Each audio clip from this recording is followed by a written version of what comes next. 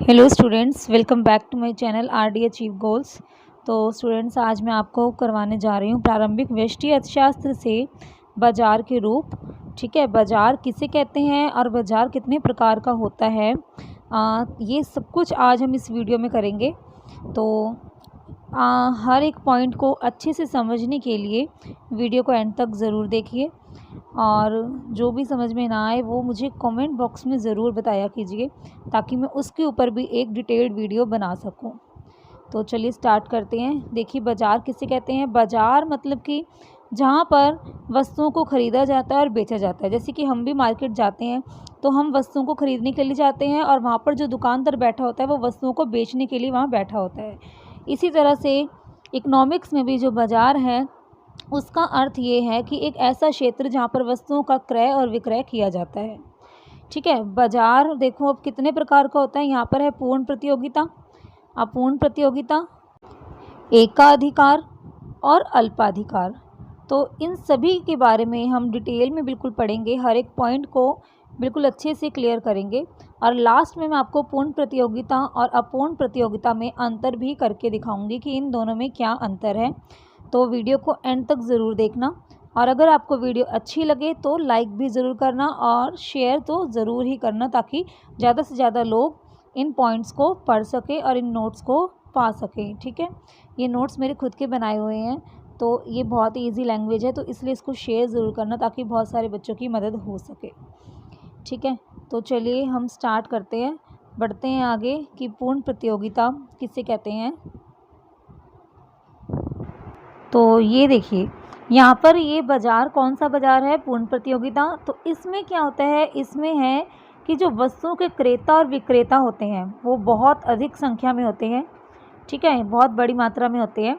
और यहाँ पर जो उद्योग होता है, ठीक है, उद्योग मतलब कि जहाँ पर वस्तुओं का उत्पादन हो रहा है वो कीमत को निर्धारित करता है। ठीक है, एक उद्योग ही है जो कि कीमत को निर्धारित करता है, और जो छोटी कंपनियां हैं, सभी जो फर्म हैं, वो कीमत की स्वीकारक होती हैं। मतलब कि जो भी उद्योग ने कीमत निर्धारित की होती है, फर्म को उसी कीमत पर वस्तुओं को स्वीकार करना पड़ता है। ठीक है, और वो वस्तुएं वहाँ से बल्क में खरीद कर फिर आगे बेच देती है। ठीक है, तो ये होता है पूर्ण प्रतियोगिता। तो अब हम इसकी करेंगे विशेषताएं और उन विशेषताओं के प्रभाव। तो यहाँ पर सबसे नंबर 1 पर है क्रेताओं और विक्रेताओं की बहुत अधिक संख्या। अभी हमने पढ़ा ही है कि यहाँ पर क्रेता और विक्रेता जो है बहुत ही अधिक संख्या में होते हैं।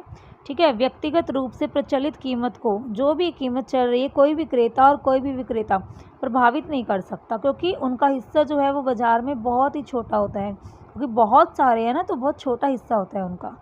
तो प्रभाव क्या है इस विशेषता का, देखो, इतनी बड़ी संख्या में विक्रेता होते हैं कि प्रत्येक व्यक्तिगत विक्रेता का जो हिस्सा है वो नाम मात्र ही होता है। ठीक है, वह अकेला ही अपनी वस्तुओं की पूर्ति में परिवर्तन लाकर कीमत को प्रभावित नहीं कर सकता। इसी तरह से क्रेता भी अधिक संख्या में होते हैं, तो वो भी अपनी मांग में परिवर्तन लाकर कीमत को प्रभावित नहीं कर सकते हैं। तो इसकी जो पहली विशेषता है वो यही है कि यहाँ पर क्या है, क्रेता और विक्रेता दोनों ही बहुत अधिक संख्या में होते हैं, और उनका हिस्सा बाज़ार में ना के बराबर होता है। ना तो विक्रेता पूर्ति में बदलाव लाकर, ठीक है, कोई भी कीमत को प्रभावित कर सकता है, और ना ही कोई क्रेता जो है वो अपनी मांग में परिवर्तन लाकर कीमत को प्रभावित कर सकता है। ठीक है, कोई भी कीमत को प्रभावित नहीं कर सकता, क्योंकि उनका हिस्सा बहुत छोटा है और वो बहुत सारे हैं। ठीक है, तो ये थी हमारी पहली विशेषता। अब बढ़ते हैं सेकंड विशेषता की तरफ। अगला है यहाँ पर समरूप उत्पाद। समरूप मतलब कि एक जैसे रूप, तो एक जैसे ही उत्पाद होते हैं यहाँ पर। ठीक है, सभी चीज़ें जो हैं, सभी वस्तुएं हैं यहाँ पर लगभग एक जैसी ही होती हैं। ठीक है, एक दूसरे की प्रतिस्थापन ही होती हैं वो, कि अगर एक चीज़ नहीं मिली तो उसकी जगह पर हम वो दूसरी चीज़ का इस्तेमाल कर सकते हैं। तो इसलिए यहाँ पर जो है समरूप वस्तुओं का ही जो है क्रय और विक्रय किया जाता है। तो क्रेता जो है किसी भी विक्रेता की विशेष वस्तु को प्राथमिकता नहीं देते, कोई स्पेशल वो खरीदने नहीं जाते कि हमें वही खरीदनी है। ठीक है, जो भी वो खरीदते हैं वो लगभग समान ही होता है। ठीक है, सबके पास ही होता है, कोई स्पेशल दुकानदार के पास वो नहीं जाते हैं। तो इसका प्रभाव क्या है इस विशेषता का, इसका प्रभाव ये है कि यहाँ पर वस्तुएं जो हैं वो एक जैसी होती हैं, तो सभी फर्मों को एक समान कीमत पर ही बेचनी पड़ती हैं। क्योंकि अगर वो कोई एक फर्म ज़्यादा बेचेगा, ज़्यादा मतलब महंगा बेचेगा, तो क्या करेंगे हम दूसरी दुकान पर चले जाएंगे, क्योंकि उसके पास भी वो वस्तु मिल ही जाएगी। ठीक है, तो इसलिए उनको समान कीमत पर वस्तुओं को बेचना पड़ता है। ठीक है, तो थर्ड देखते हैं यहाँ पर क्या है, प्रवेश और बहिर्गमन की स्वतंत्रता। मतलब कि कंपनी जो है एक बाज़ार में आ भी सकती है आसानी से और जा भी सकती है। ठीक है, इसका मतलब यही है कि नई फर्मों के लिए उद्योग में प्रवेश की कोई भी कृत्रिम और प्राकृतिक बाधाएं नहीं है। देखो कृत्रिम बाधाएं क्या होती हैं। अब कृत्रिम बाधाएं होती हैं इसके अंदर क्या आता है, पेटेंट अधिकार आ जाता है, कानूनी बाधाएं आ जाती हैं। ठीक है, और प्राकृतिक बाधाओं में क्या है, नई फर्मों को प्रारंभ करने में जो पूंजी लगती है वो हो सकती है। ठीक है, तो इसी प्रकार जो बहिर्गमन है, ठीक है, उसका भी क्या है, उसकी भी स्वतंत्रता है। फर्म जो है अपने उद्योग को अगर छोड़ना चाहती है तो उसे कोई भी सरकारी जो है वो नियम नहीं करने पड़ते। ठीक है, वो आसानी से अपनी फर्म को छोड़ सकती है। ठीक है, उसको ना तो पेटेंट अधिकार या कोई भी सरकारी नियम, श्रम कानून, इन सभी बाधाओं से वो बच जाता है, उसको छुटकारा मिल जाता है और आसानी से वो फर्म से बाज़ार से बाहर आ सकती है वो फर्म। ठीक है, फर्म का मतलब है कंपनी यहाँ पर। ओके, तो चलिए बढ़ते हैं अगले पॉइंट पर। देखो अच्छा, पहले इसका प्रभाव देख लेते हैं। इसका प्रभाव क्या है, इसका प्रभाव ये है कि दीर्घ काल में जो प्रत्येक फर्म है केवल सामान्य लाभ ही अर्जित करती है। क्योंकि जो असामान्य लाभ अर्जित करने पर क्या होगा, यहाँ पर बाज़ार में बहुत सारी फर्में प्रवेश कर लेंगी। देखो सामान्य लाभ मतलब कि जितना नॉर्मल लाभ उनको होना चाहिए, क्योंकि अगर ज़्यादा लाभ होने लग जाएगा तो क्या होगा, यहाँ पर बहुत सारी फर्में आ जाएंगी, बहुत सारी कंपनियाँ बाज़ार में आ जाएंगी। उससे क्या होगा, पूर्ति अधिक हो जाएगी और फिर कीमत गिर जाएगी। इसी तरह से फर्में जो हानि है, ठीक है, जो फर्में हानि उठा रही हैं तो वो क्या करेंगी, वो बाज़ार को छोड़ना शुरू कर देंगी। उससे क्या होगा, पूर्ति कम हो जाएगी और कीमत बढ़ जाएगी। तो इसलिए ना तो वो ज़्यादा हानि उठाती हैं, ना ही ज़्यादा लाभ वो पाती हैं। बिल्कुल सामान्य नॉर्मल एक एवरेज लाभ जो है वो उनको मिलता रहता है, ताकि बाज़ार में जो वस्तुओं की पूर्ति है वो सही तरह से होती रहे और जो वस्तुओं की कीमत है वो भी सही तरह से चलती रहे। ठीक है, अब पढ़ते हैं फोर्थ पॉइंट। फोर्थ पे आते हैं, बाज़ार का पूर्ण ज्ञान। इसमें सभी क्रेताओं को और विक्रेताओं को बाज़ार की दशाओं का पूर्ण ज्ञान होता है। देखिए हम भी कोई चीज़ खरीदने जाते हैं तो हमें पता होता है कि वो कितने की है। तो इसलिए जो फर्म है उसको सभी आगतों निर्गतों, ठीक है, इन सब के मूल्यों का पता होता है। उसी तरह से क्रेता भी ये जानता है कि बाज़ार में वस्तु की क्या कीमत है। ठीक है, अब इसका प्रभाव क्या है, इसका प्रभाव ये है कि फर्म जो है वो बाज़ार में प्रचलित कीमत से अधिक नहीं ले सकती है। क्यों, क्योंकि क्रेता को पता है कि ये मुझसे अधिक कीमत ले रहा है, तो फिर वो दूसरी दुकान पर चला जाएगा, क्योंकि यहाँ पर तो समरूप वस्तुएं होती ही हैं। तो इसलिए कोई भी फर्म अधिक कीमत नहीं लेगी और क्रेता भी ज्ञानता के कारण क्या करेगा, जो अधिक कीमत पर वस्तुओं को नहीं खरीदेगा। ठीक है, तो यही है इस विशेषता का प्रभाव। यहाँ पर सभी विक्रेताओं को भी आगतों की पूर्ण जानकारी होती है, तो वो भी समान रूप से ही लाभ अर्जित करते रहेंगे। वो भी अपनी आगतों को खरीदेंगे आगे से। ठीक है, तो उनको पता ही होगा कि उनकी आगतें कितने रुपए में आएंगी, कितनी कीमत है उसकी। तो यहाँ पर बाज़ार का पूर्ण ज्ञान रहता है क्रेताओं को भी और विक्रेताओं को भी। फिफ्थ पॉइंट है हमारा पूर्ण गतिशीलता। देखो यहाँ पर क्या है, वस्तुओं और उत्पादन के जो साधन हैं उनके आने जाने पर कोई भी प्रतिबंध नहीं होता है। ठीक है, वस्तुओं का विक्रय किसी भी स्थान पर हो सकता है, ज़रूरी नहीं है कि स्थान पर करना है, कहीं पर भी जाकर दुकानदार अपनी वस्तुओं को बेच सकता है। ठीक है, उत्पादन के साधन भी जो है वो एक स्थान से दूसरे स्थान पर आराम से आ और जा सकते हैं। यहाँ पर पूर्ण गतिशीलता होती है। इसका प्रभाव क्या है कि वस्तुओं और साधनों की जो सेवाओं की जो पूर्ति है वो बाज़ार में सभी भागों में समान रहती है। वो पूरे बाज़ार में अपनी वस्तुओं को बेचते रहते हैं। ठीक है, अब यहाँ पर देखो एक क्वेश्चन आता है। ये क्वेश्चन जो है बहुत बहुत बहुत ही इम्पॉर्टेंट है, ज़रूर आएगा एग्ज़ाम में, आता ही है कि जो पूर्ण प्रतियोगिता है उसमें उद्योग जो है वो कीमत निर्धारक होता है। ठीक है, एक उद्योग जो है वो कीमत को निर्धारित करता है और जो फर्म है वो कीमत स्वीकारक होती है। एक कंपनी जो है वो कीमत को स्वीकार करती है। समझाओ इसे। तो कैसे समझाएंगे आप, देखिए यहाँ पर पूर्ण प्रतियोगिता में जो वस्तु की कीमत है वो उद्योग द्वारा, ठीक है, बाज़ार की शक्तियों जैसे कि बाज़ार की मांग और बाज़ार की पूर्ति द्वारा निर्धारित होती है। एक उद्योग जो है वो वस्तु की कीमत कैसे निर्धारित करता है, मांग और पूर्ति को देखते हुए। जिस भी कीमत पर बाजार मांग और बाजार पूर्ति बराबर हो जाती है, वही कीमत जो है वो निर्धारित कीमत कहलाती है। ठीक है, ये है। एक बार उद्योग जो है अपनी वस्तुओं की कीमत को निर्धारित कर लेता है तो सभी फर्मों को इस वस्तु की कीमत को स्वीकार करना ही होता है, क्योंकि प्रत्येक फर्म अपनी व्यक्तिगत पूर्ति का क्या होता है, एक मात्र अंश ही होता है, बहुत छोटा हिस्सा होता है। तो वो अगर नहीं स्वीकार करेगा तो उससे उद्योग को कोई फ़र्क नहीं पड़ता है, क्योंकि यहाँ पर बहुत सारे विक्रेता हैं, कोई दूसरा आ जाएगा वो खरीद लेगा। ठीक है, तो इसलिए उनको कीमत को स्वीकार करना ही पड़ता है। तो इसलिए उन्हें वही कीमत स्वीकार करनी पड़ती है जिसे उद्योग ने निर्धारित किया होता है। तो इससे ये स्पष्ट हो जाता है कि जो पूर्ण प्रतियोगिता है उसमें जो उद्योग है वो कीमत निर्धारक होता है और जो फर्म है वो कीमत स्वीकारक होती है। ठीक है, क्यों ऐसा क्यों है यहाँ पर? तो इसका मतलब एक मेन जो पॉइंट है, इसका मतलब यही है कि बहुत बड़ी संख्या में विक्रेता होते हैं। ठीक है, बेचने वाले बहुत बड़ी संख्या में होते हैं, बहुत सारी कंपनियां होती हैं, तो इसलिए उनको कीमत को स्वीकार करना ही पड़ता है, उनको उद्योग की बात को मानना ही पड़ता है, वरना कोई दूसरा आ जाएगा और वो वस्तु को खरीद लेगा। ठीक है, वो काम कर लेगा तो उद्योग जो है वो उसको बेच देगा, उसको तो बेचना ही है। तो इसलिए यहाँ पर पूर्ण प्रतियोगिता में उद्योग जो है वो कीमत निर्धारक होता है और फर्म जो है वो कीमत स्वीकारक होती है। ठीक है, चलिए अब अगले प्रकार पर आते हैं। अगला प्रकार है बाजार का एकाधिकार। एक का अधिकार, तो नाम से पता चल रहा है सिर्फ एक का ही अधिकार होगा यहाँ पर। ठीक है, ये एक ऐसा बाजार है जिसमें वस्तु का एक ही विक्रेता होता है। ठीक है, पूरी उस वस्तुओं का, ठीक है, एक ही उत्पादक होगा या फिर एक ही विक्रेता होगा। ठीक है, कोई अन्य विकल्प ना होने के कारण जो क्रेता क्या करते हैं, अब कोई और है नहीं बेचने वाला, तो क्रेता क्या करेंगे, वो उसी से ही वस्तुओं को खरीदेंगे, नहीं तो फिर वो उस वस्तु से वंचित ही रह जाएंगे। अगर उनको नहीं खरीदना तो फिर वो वस्तु कहीं से भी नहीं मिलेगी, क्योंकि उसका कोई भी निकट स्थानापन्न होता ही नहीं है।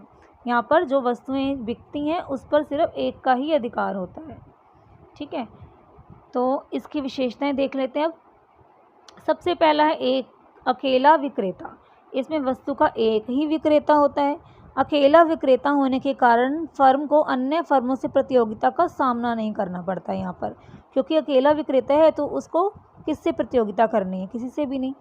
ठीक है, अब प्रभाव क्या है, क्योंकि वस्तु की पूर्ति पर उसका पूरा नियंत्रण होता है, तो इसलिए एकाधिकारी यहाँ पर क्या है, वो कीमत निर्धारक होता है।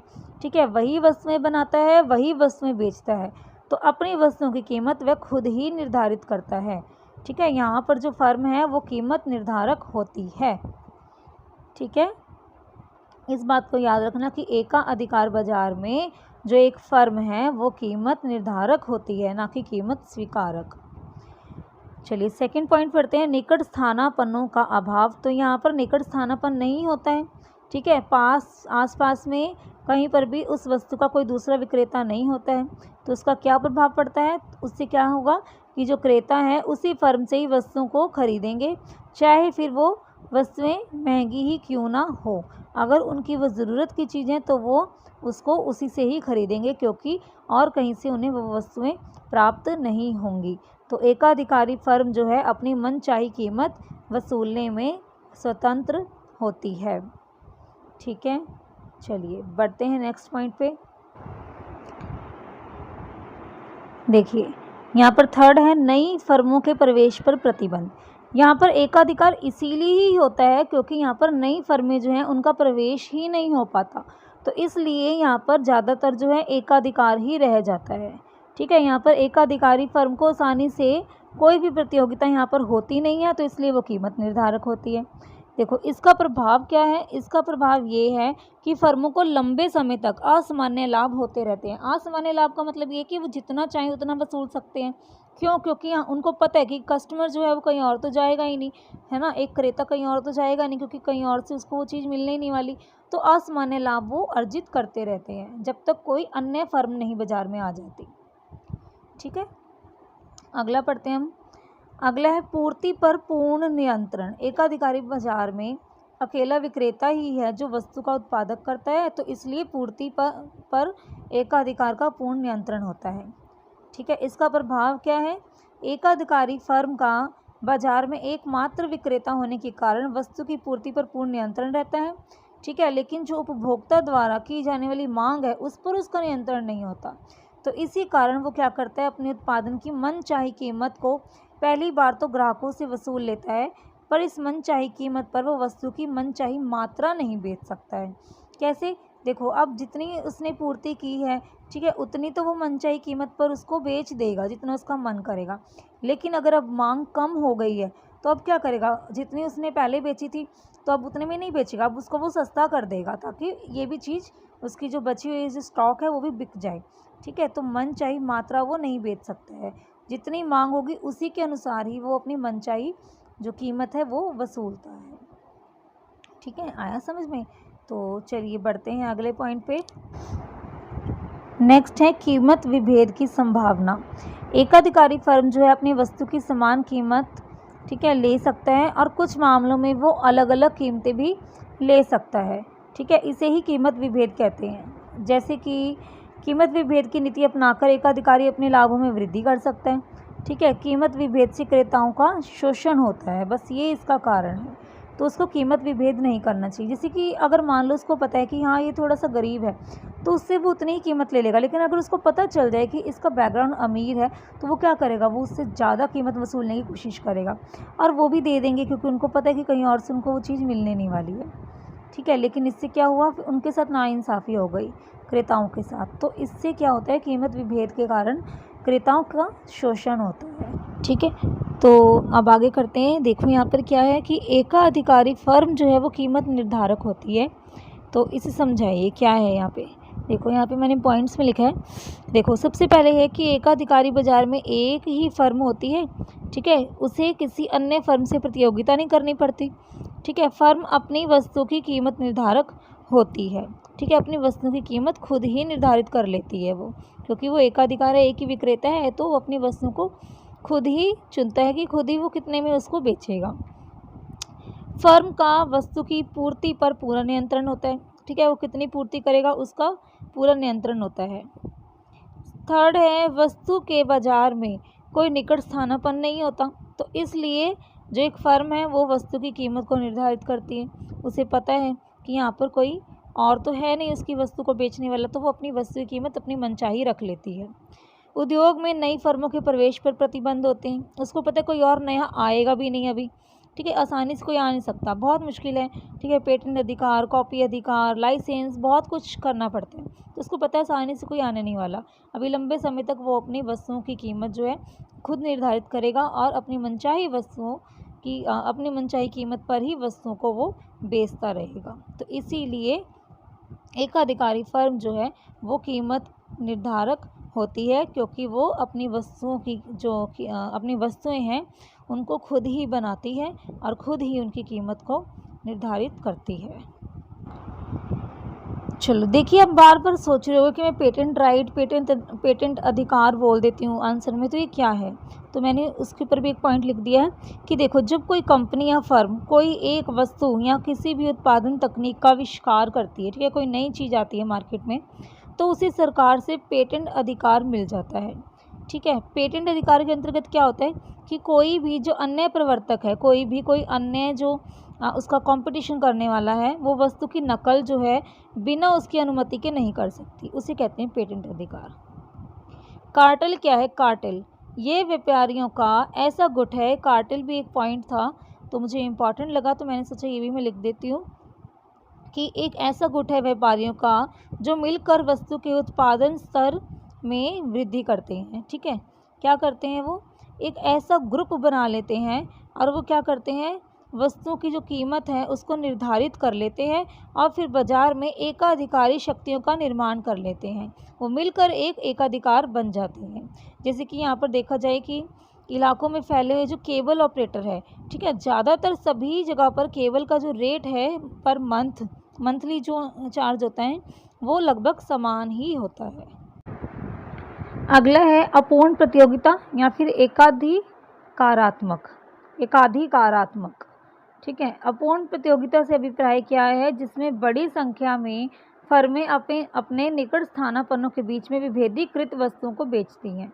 मतलब कि यहाँ पर क्रेता विक्रेता तो बहुत अधिक संख्या में होते हैं, लेकिन यहाँ पर वस्तुएं समरूप नहीं होती, वस्तुएं जो है वो अलग अलग होती हैं। ठीक है। देखो यहाँ पर क्या है पहली विशेषता, विक्रेताओं और क्रेताओं की अधिक संख्या। देखो पूर्ण प्रतियोगिता की तरह यहाँ पर भी क्या है, अपूर्ण प्रतियोगिता में क्रेता और विक्रेताओं की संख्या बहुत अधिक है, लेकिन इतनी अधिक नहीं कि जितनी पूर्ण प्रतियोगिता में होती है। ठीक है, यहाँ पर बाजार में जो फर्म का आकार है बहुत छोटा है। प्रत्येक फर्म बाजार की कुल पूर्ति का एक सूक्ष्म भाग ही है। ठीक है, कोई भी फर्म किसी अन्य फर्म पर निर्भर नहीं होती है। ठीक है, नेक्स्ट है वस्तु विभेद। ठीक है, यहाँ पर क्या है, वस्तुएं जो हैं वो अलग अलग होती हैं। ठीक है, परस्पर मिलती जुलती तो होती हैं पर एक जैसी नहीं होती हैं। जैसे कि पेप्सोडेंट, कोलगेट दोनों अलग अलग हैं। ठीक है, पतंजलि की दंत कांति ये भी अलग हैं। ठीक है तो एक जैसी, काम तो एक ही करती हैं लेकिन हैं अलग अलग। तो इसका प्रभाव क्या है, वस्तु विभेद से बाजार में कड़ी प्रतियोगिता रहती है। ठीक है, वस्तुएं अलग अलग है तो प्रतियोगिता यहाँ पर बनी रहती है। ठीक है, प्रत्येक वस्तु का जो गुण है, रंग है, वही जो है क्रेताओं को आकर्षित करता है। थर्ड है फर्मों का प्रवेश और बहिर्गमन। तो क्या है यहाँ पर, पूर्ण प्रतियोगिता की तरह यहाँ पर भी बाजार में जो फर्में हैं, ठीक है, उनका उद्योग में प्रवेश और बहिर्गमन के लिए स्वतंत्रता है। ठीक है, वो आसानी से बाजार में आ सकती हैं और आसानी से ही बाजार से बाहर जा सकती हैं। ठीक, तो इसका प्रभाव क्या है, इसका प्रभाव देखो यही है कि सभी फर्में जो हैं वो दीर्घकाल में सामान्य लाभ जो है वो अर्जित करती रहती हैं। अगला पॉइंट है हमारा अपूर्ण ज्ञान। अपूर्ण ज्ञान मतलब कि अपूर्ण प्रतियोगिता में क्रेताओं और विक्रेताओं को बाजार के बारे में ज़्यादा ज्ञान नहीं होता है। ठीक है, वस्तु विभेद के कारण फर्मों को उत्पाद या फिर उनकी कीमतों की तुलना करना संभव नहीं हो पाता है। यहाँ पर बहुत सारी पेप्सोडेंट, कोलगेट, पतंजलि, ठीक है, इन 3-4 चीज़ों का ही अगर नाम हम याद रखने की कोशिश करें कि उनकी क्वांटिटी कितनी है, उनका प्राइस कितना है, उसमें क्या क्या चीज़ डाली हुई है, तो हम भी नहीं याद कर पाएंगे। तो फिर फर्में तो कैसे कर पाएंगी, उनके सामने तो बहुत सारे ब्रांड्स होते हैं। ठीक है, तो यही है कि वस्तुओं का मूल्यांकन करना कठिन हो जाता है, यही इसका प्रभाव है। उसके बाद है अधिक परिवहन लागत। अपूर्ण प्रतियोगिता में परिवहन की लागत भी बहुत अधिक रहती है, क्योंकि प्रत्येक फर्म जो है वो क्या करेगी, बाजार में अपनी हिस्सेदारी बढ़ाना चाहती है। तो इस प्रयास में वो क्या करती है, वस्तुओं को बहुत ज़्यादा खरीद कर लाती है। तो इसका प्रभाव क्या है, ज़्यादा परिवहन लागत के कारण क्या है, अनावश्यक रूप से कीमत बढ़ जाती है। फिर है विज्ञापन लागत, क्योंकि यहाँ पर वस्तुएं अलग अलग हैं तो हर फर्म अपनी वस्तु को श्रेष्ठ दिखाने के लिए विज्ञापन की सहायता लेती है। तो इसका प्रभाव क्या है, विज्ञापन देखकर जो ग्राहक हैं वो आकर्षित होते हैं और किसी भी वस्तु की अधिकतम कीमत देने के लिए वो तैयार हो जाते हैं। ठीक है, यहाँ पर विज्ञापन की लागतें जो हैं ऐड होती हैं, लेकिन पूर्ण प्रतियोगिता में विज्ञापन नहीं होता है, क्योंकि वहाँ पर वस्तुएं जो हैं वो समरूप होती हैं। यहाँ पर अलग अलग वस्तुएं होने के कारण विज्ञापन होता है। चलिए अब हम आते हैं अल्पाधिकार पर। अल्पाधिकार क्या है, देखो ये बाजार का वह रूप है जिसमें किसी वस्तु के उत्पादन की कुछ बड़ी फर्में होती हैं, ठीक है, और कुछ ही संख्या में क्रेता होते हैं यहाँ पर। ठीक है, प्रत्येक का बाजार में बड़ा भाग होता है। फर्म की कीमत और उत्पादन संबंधी निर्णय बाजार में जो विरोधी फर्मों के कीमत और उत्पादन संबंधी निर्णयों पर काफ़ी प्रभाव डालते हैं। ठीक है, देखो यहाँ पर विशेषताएं क्या हैं, इसकी विशेषताएं देख लेते हैं। ठीक है, विक्रेताओं क्रेताओं की अल्पसंख्या। ठीक है, यहाँ पर क्या है, इस बाज़ार में विक्रेताओं की संख्या बहुत कम होती है। ठीक है, यहाँ पर विक्रेता कितने होंगे, 2, यहाँ पे लिखा हुआ है कि 2 या फिर 2 से अधिक हो सकते हैं, लेकिन 10 से वो कम होंगे। ठीक है, तो विक्रेताओं की यहाँ पर जो है वो अल्प संख्या होती है, विक्रेता यहाँ पर कम मात्रा में होते हैं। ठीक है, जैसे कि कोई कार बाज़ार हो गया, ट्रैक्टर बाज़ार हो गया, तो बहुत ही कम है जो ये बेच रहे हैं। हर कोई यहाँ पर दुकान लगाकर नहीं बैठा हुआ जो कारें बेच रहा हो। ठीक है, कार की शोरूम कम है, ट्रैक्टर बाज़ार कम है, ये आप सब समझ ही सकते हैं, यही अल्पाधिकार के उदाहरण है। यहाँ पर प्रभाव क्या है, कुल पूर्ति के एक बड़े भाग पर नियंत्रण होने के कारण फर्म बाजार में वस्तु की कीमत को प्रभावित कर सकती हैं। ठीक है, लेकिन उसे विरोधी फर्मों की संभावित प्रतिक्रियाओं को ध्यान में रखना पड़ता है। ठीक है, वो वस्तुओं को कम ज़्यादा तो कर सकती हैं, लेकिन जो प्रतियोगिताएं हैं, ठीक है, प्रतियोगी फर्में जो हैं, विरोधी फर्में हैं, उनकी कीमत को ध्यान में रखना होता है। अगर उनकी कीमत कम अगर वो रखेंगे तो इससे क्या होगा, क्रेता जो है वो उनकी तरफ आकर्षित हो जाएंगे। तो उनको भी देखना होता है, दूसरी फर्मों को भी देखना होता है। अगला है पारस्परिक निर्भरता। अल्पाधिकार की दूसरी बड़ी विशेषता है ये कि फर्मों को, ठीक है, एक दूसरे पर निर्भर रहना पड़ता है। इसका मतलब क्या है, इसका कारण क्या है, क्योंकि यहाँ पर फर्मों की संख्या कम होती है, तो इसलिए जो भी निर्णय दूसरी फर्म लेती है तो उसका प्रत्यक्ष प्रभाव जो है एक दूसरी फर्म के ऊपर ज़रूर पड़ता है। तो इसलिए उनको एक दूसरे पर निर्भर रहना पड़ता है कि अगर उसने कीमतें बढ़ा दी हैं तो फिर ये वाली फर्म भी जो है कीमत को बढ़ा देगी। अगर उसने कीमत कम कर दी तो इसको भी कीमत कम करनी पड़ेगी, वरना सभी क्रेता उसकी दुकान पर चले जाएंगे। तो इसका प्रभाव क्या है? क्योंकि फर्मों की संख्या बहुत कम होती है तो फर्म की अपनी विरोधी फर्मों की संभावित प्रतिक्रियाओं की जानकारी यहाँ पर रहती है। अगला है विज्ञापन का महत्व। देखो, अल्पाधिकार बाजार में फर्मों की पारस्परिक निर्भरता के कारण प्रत्येक फर्म को विज्ञापन के लिए खर्च करना पड़ता है, क्योंकि एक दूसरे पर वो निर्भर होते हैं। तो उनको अपने उत्पाद को अच्छा दिखाने के लिए विज्ञापन का या फिर प्रचार का सहारा लेना पड़ता है। देखो, इसमें क्या है कि इस स्थिति में विभिन्न फर्में जो हैं विज्ञापनों के माध्यम से अपनी वस्तु विशेष को दूसरी वस्तु से श्रेष्ठ बताने का हर संभव प्रयास करती ही रहती हैं। ठीक है, तो इसलिए वो विज्ञापन पर खर्च करती हैं कि हमारी वस्तु उससे ज़्यादा बेहतर है। तो ठीक है, यहाँ पर हमने चारों कर लिए, पूर्ण प्रतियोगिता, अपूर्ण प्रतियोगिता, एकाधिकार और अल्पा अधिकार। अब मैं आपको पूर्ण प्रतियोगिता और अपूर्ण प्रतियोगिता में अंतर बता रही हूँ। देखो, यहाँ पर क्या है, पूर्ण प्रतियोगिता में विक्रेताओं की संख्या अत्यधिक होती है, बहुत ज़्यादा, और अपूर्ण प्रतियोगिता में क्या है, अधिक विक्रेता होते हैं। ठीक है, लेकिन बहुत ज़्यादा नहीं होते। उसके बाद पूर्ण प्रतियोगिता में क्या है, सभी फर्मों की वस्तुएं समरूप होती हैं, लेकिन अपूर्ण प्रतियोगिता में वस्तुएं जो है विभेदितकृत होती हैं, मतलब कि अलग अलग होती हैं। थर्ड है, पूर्ण प्रतियोगिता में जो वस्तु है समान कीमत पर ही बिकती है और जो फर्म है वो कीमत स्वीकारक होती है। और अपूर्ण प्रतियोगिता में, ठीक है, फर्म जो है वो किसी हद तक कीमत निर्धारक होती है। ठीक है, कहीं कहीं पर वो कीमत को निर्धारित कर लेती है और वस्तुओं का अलग अलग होने के कारण उनकी कीमतें भी अलग अलग होती हैं। ठीक है, यहाँ पर पूर्ण प्रतियोगिता में क्या है, विक्रय लागत की कोई ज़रूरत नहीं होती क्योंकि यहाँ पर वस्तुएं समान होती हैं। लेकिन अपूर्ण प्रतियोगिता में विक्रय लागत लगती है, विज्ञापन आदि पर खर्च किया जाता है क्योंकि वस्तुएं जो हैं वो अलग अलग होती हैं और अपनी वस्तु को श्रेष्ठ दिखाने की यहाँ पर कोशिश की जाती है। ठीक है, तो उम्मीद है कि आपको अच्छे से समझ आ गया होगा। तो अब अगर आपको वीडियो अच्छी लगती है तो लाइक शेयर ज़रूर करना। ठीक है, और सब्सक्राइब नहीं किया है तो चैनल को सब्सक्राइब भी ज़रूर करना।